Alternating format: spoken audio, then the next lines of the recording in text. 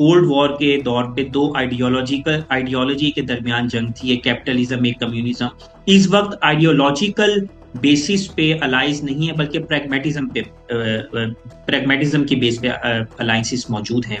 अगर हम ब्रिक्स की बात करें तो जो वेस्टर्न नैरेटिव था कि पुतिन या रशिया जो है वो आइसोलेट हो गया, आई थिंक ब्रिक्स की सूरत में ये बात वाज़ेह हुई है कि अभी भी बहुत से जो ग्लोबल साउथ के कंट्रीज हैं वो रशिया के साथ किसी ना किसी हद तक रिलेशंस चाहते हैं फॉर देयर ओन इंटरेस्ट, चाहे वो सिक्योरिटी के हों, चाहे वो पॉलिटिकल हों, चाहे वो इकोनॉमी के हों। और ख़ास तौर पे इसमें इकोनॉमिक फैक्टर बहुत ज़्यादा हाईलाइटेड है, क्योंकि जितने भी ग्लोबल साउथ के कंट्रीज हैं उनके अंदर ये बात मौजूद है, उनको इस बात की रियलाइजेशन है कि जो इंटरनेशनल इकोनॉमिक सिस्टम है, फाइनेंशियल सिस्टम है, वो किसी न किसी हद तक बाइस्ड है टुवर्ड्स द वेस्ट, जिसमें जो ट्रेड के हवाले से जो कंडीशंस हैं, जो ओपन ट्रेड मैकेनिज्म है, वो किसी न किसी हद तक लोकल इंडस्ट्री को जो है वो नुकसान पहुंचाता है, क्योंकि लोकल इंडस्ट्री के पास इतने वसाइल नहीं है कि वो इंटरनेशनल कंपनीज का मुकाबला कर सके। Eventually international companies local market पे इन्फ्लुएंशियल हो जाती हैं। तो ये तमाम वो वजूहात हैं जिसकी वजह से ये ब्रिक्स की ये वाली जो समिट है ये बहुत ज्यादा हाईलाइटेड हुई है। और इसमें अगर हम देखें तो रशिया ने एक किस्म का सिग्नलिंग भी दी है कि उसके जो टॉप ऑफ द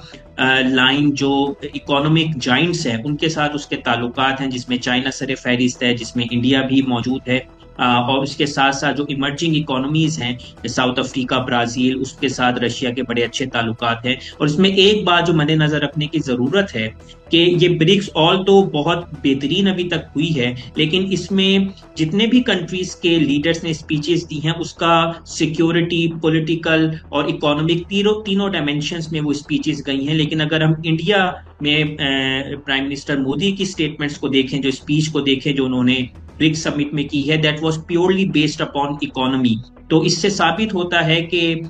जो इंडिया है वो ब्रिक्स को सिर्फ और सिर्फ इकोनॉमिक पर्पस के लिए यूटिलाइज करना चाह रहा है, ना कि एंटी वेस्ट के तौर पे। तो ये एक कंसर्निंग फैक्टर हो सकता है ब्रिक्स के मुमालिक के लिए कि जो इकोनॉमी के साथ साथ एंटी वेस्ट या कंपटीशन टू वेस्ट की आइडियोलॉजी पे अमल कर रहे हैं, जिसमें रशिया, चाइना और ईरान तो सर फहरिस्त हैं। फिर अगर हम साउथ अफ्रीका के प्रेसिडेंट की स्पीच देखें तो उन्होंने भी इजराइल को कंडेम किया है, पैलेस्टाइन को स्टेटहुड